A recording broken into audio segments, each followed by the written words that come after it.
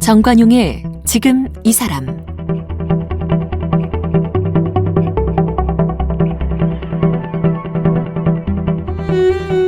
여러분 안녕하십니까? 정관용입니다.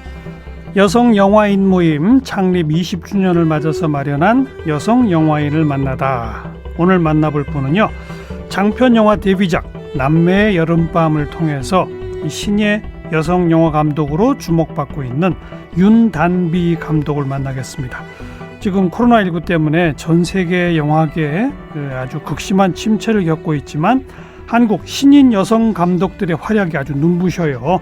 오늘 만날 윤단비 감독, 이 남매의 여름밤을 통해서 지난해 부산국제영화제 4관왕, 그리고 올해는 전 세계 영화제에서 지금 러브콜이 잇따르고요. 얼마 전 막을 내린 뉴욕 아시안 영화제에서는 국내 영화 중에 유일하게 경쟁 부문에 초청돼서 최우수 장편 영화상까지 받았네요. 우리 윤단비 감독, 이름 그대로 메마른 영화계의 단비 같은 존재가 되고 있는데요. 오늘 함께 만나봅니다. 감독님 어서 오십시오. 네, 안녕하세요. 코로나19 아니면 네. 해외 영화제 이렇게 초청받으면 다 가잖아요. 네. 그죠? 네. 지금 아무 데도 못 가죠. 네, 로테르담 이후로는 다른 해외 영화제는 방문은 따로 못했어요. 그죠? 네. 로테르담 영화제는 작년이었나요? 로테르담은 올해 2월 달. 네. 그나마 그때는 갔다 올 수 있었구만. 네네. 그 후에 지금 몇 개 영화제에 초청받고 있어요? 근데 사실은 저희가 이제 개봉 전에 온라인으로 진행되는 영화제들은 이제 조금 유출 위험이나 이런 것 때문에 진행을 하지 않았고, 이제 개봉 이후에 그리고 영화제들도 좀 연기가 된 상황들이라서 예. 조금씩 업데이트되고 있고, 이제 저도 정확하게는 좀 다시 봐야 될 것 같아요. 지금 제가 이렇게 갖고 있는 자료만 봐도 아까 소개한 대로 부산국제영화제 4관왕, 네. 4관왕이면 뭐 탄 거예요? 한국영화감독조합상이랑 KTH상이랑 넷팩이랑 그다음에 시민평론가상 이렇게 4개 받았어요. KTH. 그게 뭐예요?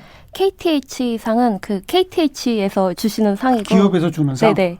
네. 넷팩상은 아시아 영화 평론가들이나 이제 그런 조합 같은 데서 이제 주시는 어떤 상이에요. 아시아의 영화인들 조합에서 주는 상. 네네. 그리고 한국의 감독협회에서 주는 상, 이런 걸 타셨다. 네네.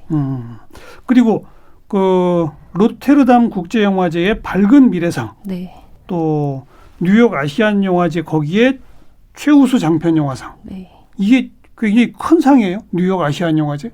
그 북미에서 이제 아시아 영화들을 다루는 어떤 영화제로는 제일 큰 영화제고, 다른 영화들 중에서 이제 상을 받은 거니까. 그래도. 산 세바스티안 국제영화제 펄락 부문, 네. 밴쿠버 국제영화제 게이트웨이 부문, 미국 내슈빌 영화제 신인 감독상 부문, 헝가리 항공영화제, 일본 아이치 국제여성영화제, 폴란드 뉴 호라이즌 국제. 아이고 힘들어라. 그 왜 김보라 감독 벌새. 네네. 상을 50몇 개 탔다며요? 네네. 남매 여름밤도 그렇게 되는 거 아니에요? 모르겠어요. 김보라 감독님 벌새는 이제 워낙 또 그때 그 당시에 이제 열풍이기도 했고 이러니까 사실은 그렇게 되면 정말 좋겠지만, 네, 너무 비교하지는 않으려고 하고 있습니다. 와, 모르겠어요. 비교하진 않으려고 생각합니다. 이건 은근히 노리고 있다는 얘기인데 그 정도 숫자를 놔도 한번 아닙니까? 아니, 약간 겸양의 표현이었어요. 네. 근데 이게 장편 영화로 데뷔작이라면서요? 네네. 영화는 언제부터 공부했어요? 영화는 2008년도 이제 대학교 입학하면서부터 좀 본격적으로 이제 공부하게. 한국영화과? 네네. 하게 됐고. 원래 고등학교 때부터 꿈이 영화 감독? 아니요, 고등학교 때는 계속 진로를 좀 못 정했던 것 같아요. 뭘 해야 될지도 모르겠고, 이제 고등학교 3학년 2학기 때까지도 좀 못 정하는 상태였거든요. 그래서 좀 다급해지는 거예요. 그때부터는 마음이. 그리고 선생님들은 이제 그냥 국립대학교 가면, 그러니까 뭐 학과 상관없이 그냥 국립대 들어가는 게 이제 부모님께 효도하는 어떤 길이다. 예. 이렇게 얘기를 하셨는데, 저 조금 그게 과연 괜찮을까? 막 약간 불안감 같은 게 계속 있어서 한 군데만 좀 연극영화과를 넣어보자 했는데, 딱 거기만 이제 합격을 하게 돼서 약간. 그 공부를 하면서는 이제 적성에도 맞고 재밌어졌어요? 너무 좋았어요. 너무 좋았어요? 네네. 또 지방에 있다가 서울에 올라와서의 어떤 그런 어디 출신이에요? 광주. 그래서 그런 기쁨도 있었고 또 영화가 되게 어떤 세계 보는 어떤 세계의 시각을 넓혀준다 이런 경험들이 네. 너무 좋더라고요. 그리고 이제 대학 졸업하고는 네. 바로 영화 현장에서. 네, 현장에서도 좀 있고 거의 이제 그냥 아트 시네마 같은 데서 영화도 많이 보고 조금 그렇게 지냈어요. 그리고 영화 스텝으로도 일했어요? 네네. 영화 스텝으로는 거의 데이터 매니저라고 그 옛날에 필름 그 관리하던 어떤 그 필름 로더라고 있는데 그게 이제 디지털로 바뀌면서 데이터 매니저 DIT라는 직업이 생겼거든요. 그래서 조금 그런 일들을 하다가 이제 좀 이렇게 기술적인 것도 좋지만 좀 예. 원래 하고 싶었던 영화 연출 쪽으로 이제 다시 공부를 해야 되겠다 생각이 들어서 이제 대학원에 진학하고 이제 네. 대학원 진학. 네. 영화 현장에서 어떤 뭐 선배 영화 감독의 조연출 이런 건 아니고 그냥 네네. 학교에서. 네네. 그 대학원 졸업이 언제예요? 대학원 졸업은 이제 재작년에 졸업했어요. 네. 그럼 다른 감독, 조감독 역할은 한 번도 안 해봤어요? 네, 그러니까 학교 친구들 영화, 뭐 단편 영화 이런 건 조감독은 했었는데 그러니까. 이제 뭐 선배 감독님들의 영화에서 막 그렇게 조감독을 하거나 하지는 않았었어요. 그래요? 네네. 그런 경험 없이 네. 본인이 쓴 시나리오죠? 네. 이게 투자가 됐어요? 투자는 이제 워낙 저예산으로 찍기도 했고 또 이제 뭐 처음엔 이제 개인 사비로 이제 영화를 만들었다가 사실은 뭐 부산영화제나 뭐 로테르담이나 상금이 있었고 그리고 또 부산영화제에서 이제 그 후반 제작 지원 펀드를 받았어요. 예. 그래서 이제 후반은 그걸로 이제 좀 충당을 할 수 있었어요. 아, 시작은 자기 돈으로 시작해서. 네. 남매의 여름밤. 여기는 두 남매가 등장하더라고요. 네네. 간략히 우리 청취자분들한테 소개 좀 해주세요. 어떤 이야기의 영화인지. 처음에 이제 가족들이 할아버지 집에 모이게 되는 거는 병기네 가족이 있고 고등학생 옥주랑 초등학생 남동생 동주 이렇게 세 식구가 있는데 좀 갈 곳을 잃고 이제 어떻게 해야 될까 하다가 할아버지 집에 여름방학 동안만 좀 지내겠다 하고 염치불구하고 이제 들어가는데 고모도 이제 남편이랑 사이가 안 좋고 이러니까 조금 그 오빠네 이제 그 식구들이 있는 걸 보면서 같이 집으로 들어가게 돼요. 그래서 여름방학 동안 벌어지는 어떤 일련의 일들을 담고 있는데 이게 막 사건이 크거나 막 뭐 유산 때문에 싸우거나 이런 게 아니라 되게 정서적으로 그들이 진짜 여름방학 동안 지내게 되면서 뭐 겪는 감정의 이제 진폭들이라던가 또 옥주의 시선에서 이제 좀 어른들이 이해가 안 되는 부분이라던가 옥주 고등학생. 네네. 여고생이죠. 네. 어른들의 그들만의 이제 상황, 뭐 어쩔 수 없는 현실이라던가 이런 것들을 약간 현실적으로 담아낸 어떤 영화라는 생각이. 그러니까 할아버지 혼자 살고 계시던 2층 양옥집인데. 네네. 그죠? 네. 거기에 그 할아버지 아들이죠. 네. 아들은 아마 이혼했나요? 네. 그래서 혼자 고등학생 딸과 초등학생 아들을 키우던 사람이 네. 집안이 어려워지니까 네. 자기 아버지 집으로 이제 일종의 기생하러 들어가는 거군요. 네네. 그 다음에 그 아빠의 여동생, 네. 그 할아버지의 딸이네요. 네네. 그 할아버지한테는 이 남매밖에 없어요? 또 다른 형제들이 있나요, 없나요? 할아버지한테는 거의 남매가 좀 전부이죠. 할머니도 남매. 이제 돌아가셨고. 할아버지, 할머니도 돌아가셨고. 네네. 그러니까 이제 할아버지의 자식인 남매가 네. 그 아빠의 또 자식인 남매, 네네. 두 남매가 나오는 거네요. 네네네. 그래서 그 네 명이 할아버지 집에 그냥 가서 기생하는, 그죠? 네, 뭐 기생, 네. 뭐 경제적으로는 좀 기생을 하고, 아니 그 네. 자기네 집 없으니까 글로 들어가서 하는 거 아니에요. 네. 정서적으로는 좀 온기를 나누면서, 네. 근데 그 할아버지는 말씀을 잘 못하시는가요? 할아버지가 건강이 좀, 안 좋으셔서. 네, 건강이 좀 안 좋으신 상태고 이제 영화가 진행되면서 이제 조금 쇠약해진 어떤 과정들이 보이거든요. 그래서 이제 그 할아버지의 거취를 또 논하는 어떤 그 성인 남매의 모습, 고모와 아빠의 모습으로 또 옥주가 약간 상처를 받기도 하고 그리고 좀 이해를 못하기도 하고 예. 어떤 그런 비정한 그러니까 모습에. 건강이 워낙 안 좋아지시면 노인분들 이제 요양병원이나 네네. 이런 데 보내야 되는 거 아니냐 뭐 그런 얘기들을 이제 아빠와 고모가 하는 거죠. 네네. 근데 어린아이들은 그걸 이해를 못하죠. 네, 그러니까 이거를 왜 할아버지의 의사 없이 의사를 묻지 않고 이제 우리끼리 이렇게 결정을 할 수 있는 부분이냐 이렇게 얘기를 하는데 이제 또 저는 사실 그 성인 남매의 입장이 이해가 되더라고요. 그러니까 그 자식을 부양을 해야 되고 진짜 돈이 한 푼도 없고 아버지가 몸이 안 좋은 상황에서 어떤 내릴 수 있는 선택이 저는 좀 연민이 가는데 사실 제가 그 나이에 어떤 고등학생 때라면 저도 좀 이해를 못했을 것 같다 이런 생각이 들었어요. 이 어린 남매의 아빠인 이 할아버지 아들 직업이 뭐예요? 직업이 되게 다양하거든요. 그래서 그러니까 하나에 정착하지 못하는 그런 사람인데, 그러니까 뭔가 다 열심히 하는데 이제 하나를 이제 잘 안 풀리는 거. 네, 하나도 풀린 게 없는 뭐 이제 뭐 퀵 서비스 알바 같은 것도 하고 신발을 팔기도 하고 노점에서 그리고 이제 굴삭기 자격증 공부도 하고 막 이러면서 뭔가 타파를 하려고 하는데 어느 것 하나 이렇게 딱 잘 풀리지는 않는 그런 상황이에요. 그 여동생 고모 그 친구는 뭐 하는? 고모는 아마 전업주부였을 였다가? 것이다. 네. 근데 이제 남편하고 싸우고. 네 하면서 이제 고모도 이제 자신의 어떤 향방이 좀 걱정이 되는 거죠. 그러니까 먹고 살아야 될 거 아니에요. 네네. 어떻게 먹고 살아요 이제? 그러니까 이제 영화 끝에는 안 나와요? 네, 영화 끝에는 나오지 영화 끝에는 이제 좀 짐작을 할 수 있게끔만 나오고 딱 명쾌하게 어떤 식으로 해결이 됐다라고는 나오진 않는데 이제 고모도 이제 그런 현실적인 고민에 빠지게 되는 상황이죠. 각자의 고민들이 막. 예. 그 고등학생 딸 옥주? 네. 그냥 사춘기죠? 네네. 사춘기를 이제 지나고 있는 딱 그 고등학교 1학년 학생. 고1? 네네.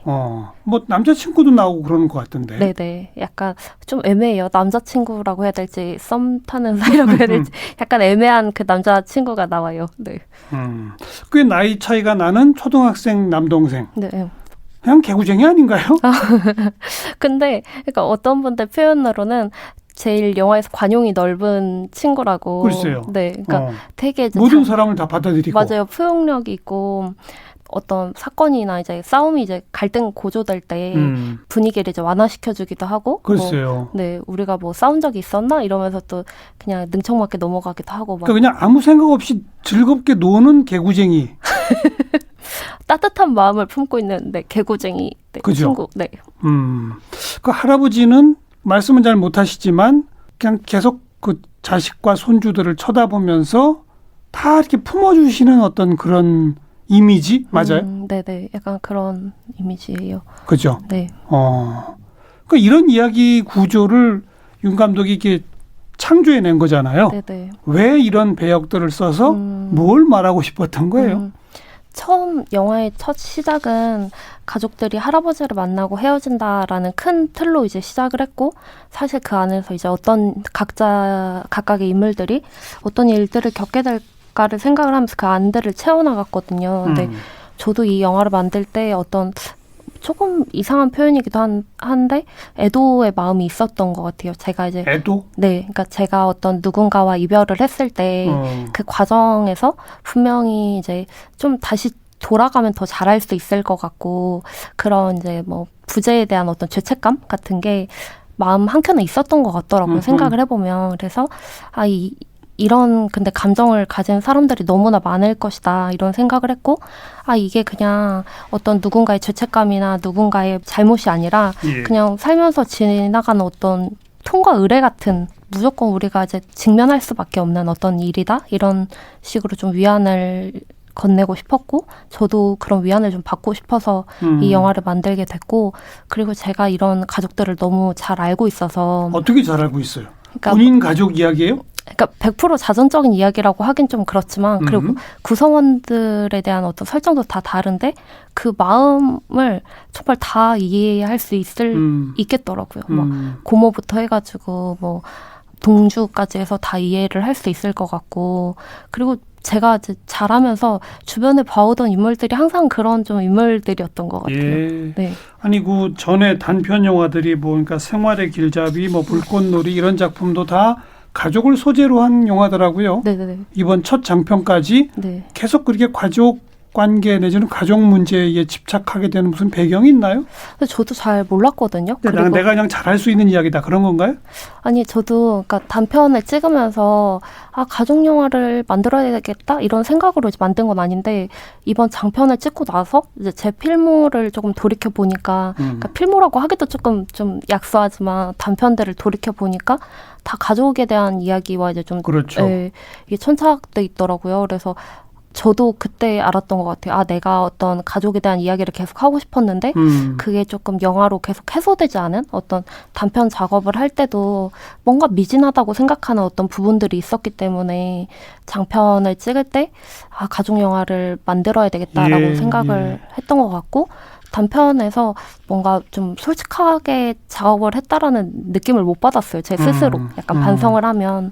그래서 이번에 솔직하게 만들자 하면서 다시 이제 가족 영화를 만들게 된 것 같아요. 본인도 혹시 어려서 자랄 때 할아버지 할머니와 같이 자랐어요? 아니면 그 친할머니랑 한 1년 정도 같이 산 적이 있긴 있어요. 근데 전혀 다른 어떤 상황이긴 했는데 저는 그러니까 할머니가 저희 집에 이제 좀 같이 지내시는 몸이 편찮으셔서 근데 저도 너무 어렸고 이래서 뭔가 제가 약간 또 무섭기도 했던 것 같아요. 그 병세가 완연하다라는 어떤 그 기운 때문에 그래서 조금 피해 다녔거든요.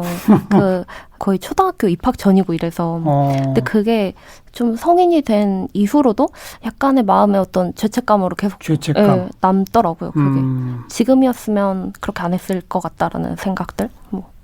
본인이 직접 경험한 얘기들을 하고는 조금 거리가 있는 스토리군요. 네네. 이번 영화는. 네네. 그러나 오히려 본인이 잘못한 걸 반성하는 게 들어가 있군요. 근데 약간 그런 것 같아요. 누구나 이제 그런 시기를 이제 지날 수밖에 없다. 이런 이야기. 사실 그냥 어린 나이에 그렇죠. 다들 직면하면 그럴 수밖에 없다라는 그런 위로였던 것 같아요. 근데 이제 반대로 이 영화에 등장하는 제일 어린 꼬마인 동주. 그 녀석은 윤 감독이 어려서 했던 모습에 반대네요. 그죠? 네, 저보다 훨씬 부침성이 좋은 것 같아요. 부침성 있고 포용력 있고 노스레 좋게 다가가고. 네. 그죠? 맞아요. 나도 그랬어야 되는데 뭐 이런 거 아니에요? 그런 마음이 있는 것 같아요. 진짜. 그렇지 못해서. 원래 영화 제목은 남매의 여름밤이 아니라면서요? 네네. 영어 제목도 보니까 뭐 무빙 온? 네네. 이사 간다 이런 뜻이잖아요. 네네. 원래 제목을 이사라고 이제 정했고 촬영을 할 때도 이제 이사였는데 그 오프닝 타이틀이 뜰 때가 가족들이 할아버지 집에 이제 딱 들어가기 직전에 타이틀이 뜨거든요. 예. 근데 이사라는 제목이 너무 이제 영화를 협소하게 만드는 것 같다? 그러니까 가족들이 이사를 하면서 이사라는 딱 제목이 뜨니까 사실은 영화의 주제가 너무 이제 축소되는 것 같아서 조금 더 어쨌든 성인 남매가 나오고 어린 남매와의 어떤 이제 대비되는 모습 그리고 비슷한 모습들 이런 게 좀 집중됐으면 좋겠다. 그래서 바꿨군요. 네, 생각이 들었어요. 영어 제목은 왜 안 바꿨어요? 영어 제목은 그러니까 영어에서 남매라는 그 단어가 이렇게 딱 없더라고요. 그런가요? 네. 브라더 앤 시스터 뭐 이런 식으로만 있고 그리고 사실은 그 무빙온이라는 그 의미가 되게 중의적이잖아요. 그러니까 뭐 이사 떠난다 이런 것도 있지만 뭐 앞으로 나아간다 뭐 이런 조금 더 이렇게 직설적인 표현이라고 해야 되나? 그래서 영어 제목은 그대로 좀 둬도 이게 너무 협소화되지 않겠다? 이런 생각이 들어서 영재는 그냥 그대로 반영했어요. 네. 그 감독 스스로가 아까도 잠깐 언급했습니다만 무슨 큰 사건 사고나 뭐 무슨 분쟁이나 갈등이나 이런 게 있지도 않은 그런 그냥 잔잔한 스토리의 영화란 말이죠. 네네. 그런데 웬갓 영화제에서 이렇게 호평을 받는 제일 큰 이유는 뭐라고 보세요? 일단은 한 2가지 정도라고 이제 근데 이것도 저도 이제 다 이 영화가 마무리돼야 이제 정확하게 알겠지만 일단 첫 번째로는 그 각각의 좀 노스텔지어? 뭐 각각이 사람들이 갖고 있는 기억을 좀 건드리는 어떤 지점들이 많은 것 같아요. 영화를 찍을 때도 이렇게 좀 평범한 사람들의 되게 어떻게 보면 평범하지만 우리가 꼭 겪는 그런 이야기들을 담고 싶었거든요. 예. 그런 데서 이제 오늘 울림이 좀 많이들 이제 좀 어떤 나의 이야기와 비슷하다라고 이제 좀 생각을 하시는 분들이 많으셨던 것 같고 또 하나는 이 영화를 찍을 때 그 영화적 미학에 대해서 되게 고민을 많이 했었거든요. 샷을 어떻게 배치할 것인가 뭐 어떤 식으로 여백을 줄 것인가 그래서 이제 영화제에서는 조금 그런 지점들을 좀 이제 잘 봐주신 것 같다. 영화 미학? 네. 여백. 미학이라고 말하기 좀 그렇지만 나름대로의 그냥 샷을 그냥 아무렇게나 이제 카메라를 두고 찍자 이런 거보다 예. 되게 고민을 많이 했었어요. 그 위치에 대해서. 예. 네. 그 2층 양옥집은 어디에 있어요? 2층 양옥집은 그 동인천에 있는 동인천? 집이에요. 네네. 어떻게 찾아낸 집이에요? 그 집이 그 동네에 그 2층 양옥 구옥들이 되게 굉장히 많거든요. 그래서 이제 그 동네에 이제 구옥들이 많다는 이야기를 듣고 이제 찾아다니다가 이제 그 집을 이제 발견을 하게 됐는데, 근데 거기가 이제 다른 집들하고 다르게 개성이 너무 강한 집인 거예요. 어떻게요? 그러니까 손때가 안 묻지 않은 곳이 없고, 뭐 2층 올라가는 계단의 중문이라던가, 뭐 담금주라던가 텃밭이라던가 뭐 재봉틀이라던가, 그러니까 그 영화에 나오는 소품들. 네네. 그러니까 원래 다 그 집에 있던 거예요? 거의 대부분 그 집에 있는 거예요. 그래서 이야. 막 선풍기도 거의 70년대 선풍기를 그대로 쓰고 계시고. 그 선풍기도 그분들이 원래 쓰던 거예요? 네네네. 그래서 영화 소품 담당은 할 일이 없었겠네. 소품 담당도 없었지만, 네, 근데 이제 그걸로 이제 조금 배치를 바꾼 장면들도 있긴 하는데, 근데 이 집에 있는 개성을 막 없애기보다 최대한 살려서 가면은. 원래 노인분들이 살고 계시던 집이에요? 네네, 지금도 살고 계시고, 그 50년 동안 사시면서 그 자식들을 출가시키고, 지금 그 부부 내외가 사시고 계신 집. 노부부만 살고 계신 집? 네네. 그러니까 사실은 영화 설정이랑 굉장히 비슷한 어떤 집이에요. 그럼 그 집 찾아가서 그 계신 어르신분들께 저희 여기서 영화 좀 찍겠습니다. 네네. 그랬더니 뭐라고 하시던가요? 몇 번 이제 거절을 당했지만 그 두 분은 그럼 어떻게 해요? 그 사이에? 영화 찍는 사이에? 찍는 사이에 이제 그 여행을 다녀오셨어요. 여행을? 네네. 꽤 기간이 길었을 텐데. 2주 정도는 이제 집을 온전히 비워주셨고, 그러니까요. 나머지 기간은 이제 조금 저희가 뭐 낮 촬영만 한다든지 밤 촬영만 한다든지 해서 이제 완전히 이제 비우시지는 않아도 되는 식으로 이제 좀 조율을. 2주 정도는 아예 여행을 갔다 오셨고. 네네. 어디로 가셨는지 모르겠어요. 그 여행 경비라도 좀 보조해 드렸죠? 네, 그 촬영 대여비, 장소 대여비로 드렸고, 그러니까. 네, 그 대여비로 이제 아마 다녀오신다고 그냥 하셨어요. 장소 대여비만 드려서는 안 되는데, 네, 소품비도 드려야 되고, 영화 미술비도 드려야 되고, 다 그거 드렸어야 되는데. 네, 그래도 잘 얘기해서 좋은 마음으로 대여해 주셨어요. 뭐 거의 영화가 그 안에서 계속 그냥 굴러가더라고요. 네네. 같이 음식 먹는 장면 일부러 많이 배치한 겁니까? 여러 장면 나오던데. 네, 그러니까 가족들이 모여서 사실은 가장 많이 하는 게 음식을 먹는 일이라고 생각을 했고, 그래서 이제 음식 먹는 장면이 좀 많이 나오기도 하고, 음식을 먹을 때 공간들을 어디서 어떻게 먹을까? 그리고 무엇을 먹을까? 이런 거를 좀 염두에 두기도 했고, 그리고 일단은 기본적으로 맛있게 먹었으면 좋겠다. 이런 어떤 전제 하에 이제 먹는 장면들을 이제 찍었어요. 네. 그 음식들은 어디서 가져온 겁니까? 어떤 거는 이제 저희가 이제 준비를 하기도 했고 직접 만들기도 했고, 어떤 거는 뭐 콩국수라던가 이런 거는 가족들이 이제 처음 만나서 이제 콩국수를 먹거든요. 근데 그 시나리오엔 등장을 하지 않는데 그 병기와 미정 그리고 할아버지 영묵의 단골 식당이라는 설정이었거든요. 그래서 맛있었으면 좋겠다. 그리고 할아버지가 편찮으시니까 좀 콩국수 이런 건강한 좀 음식이 좋겠다라고 했을 때 조감독 친구가 이제 자기 집 근처에 되게 유명한 맛집이 있다. 이래서 거기서 이제 공수를 해와서 이제 세팅을 해서 먹었는데 다들 맛있게 드셨어요. 영화 음악이 요즘 젊은 세대는 전혀 모르는 네. 옛날 노래. 네네. 저는 아주 좋아하는 신중현 작사 작곡 미련. 네. 이 음악을 여러 곳에 사용하더라고요. 네네. 그것도 여러 버전으로. 네네. 왜 이 곡을 일부러 이렇게 골랐어요? 처음에는 몇 가지 방안을 생각을 했던 것 같아요. 음악을 아예 넣지 말까? 그 할아버지와 옥주가 음악을 듣는 장면을 제외하고 음악을 아예 넣지 말까? 그리고 아니면 음악을 만들어서 삽입을 할까? 이런 고민도 했었는데 그 시대가 주는 악기나 음색 같은 거는 사실은 지금 구현하기가 어렵잖아요. 그렇죠. 어떤 재현이나. 할아버지의 젊은 시절. 네네. 그래서 맨 처음에는 할아버지와 옥주가 이제 음악을 듣는 장면에서 어떤 신중현 선생님이 이제 미련을 선택을 했는데 처음에는 이제 김추자 선생님의 버전으로 이제 삽입을 했었거든요. 근데 이게 밤에 듣기에 조금 강한 느낌? 좀 뭔가 저희는 그 장면을 멜로 영화의 어떤 한 장면처럼 생각을 하고 찍었는데 무드가 약간 강한 느낌이 들어서 이제 장현 선생님의 버전으로 삽입을 하게 됐고 그러다 보니까 이 노래를 근데 원래 알고 있었어요? 윤 감독은? 아니 원래 알지 못했어요. 저도 그냥 그 장면에서 김추자 선생님의 어떤 곡이었으면 좋겠다. 약간 이런 막연함이었어요. 그래서 그냥 김추자 곡을 쭉 찾아봤군요. 네, 찾아보고 그러다가 하나가 꽂힌 거군요. 네네.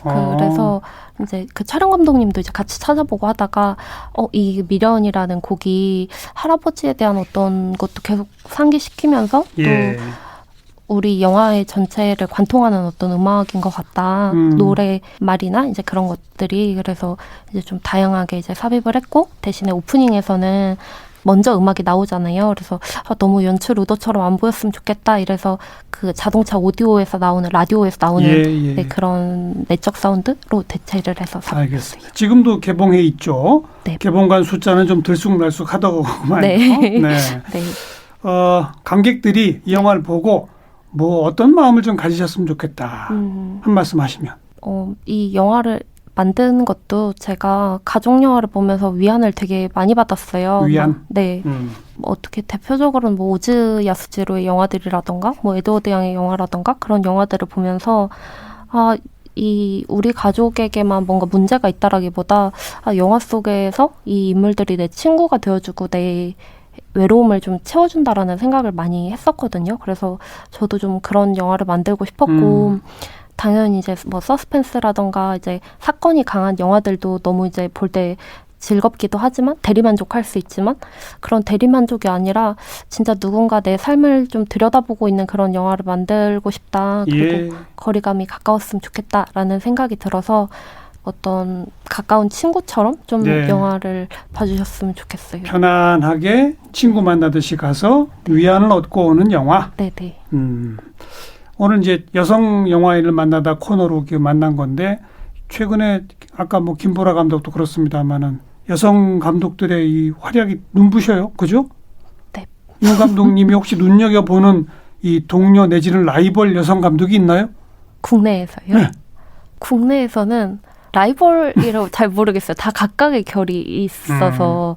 근데 이제 그냥 해외에서는 뭐 그레타 거윅이나 뭐 셀린 시아마 감독의 어떤 행보들이 되게 자기 색깔을 되게 뚜렷하게 드러낸다. 누구요? 그레타 거윅이나 셀린 시아마 그 타오르는 여인의 초상 네, 그 감독님이랑 그 레이디 버드 네, 지금 그런 자기 이야기를 하는 감독들이 되게 많이 늘어나고 있구나 이런 생각을 참 많이 했어요. 그리고 앞으로 우리 여성 감독들의 활약은 더 커지겠죠? 네, 그럴 수 있으면 네, 아주 좋겠다는 바람을 갖고 있습니다. 알겠습니다. 네, 데뷔작 남매의 여름밤으로 전 세계에 지금 호평을 받고 있는 윤단비 감독 함께 만났어요. 고맙습니다. 네, 감사합니다.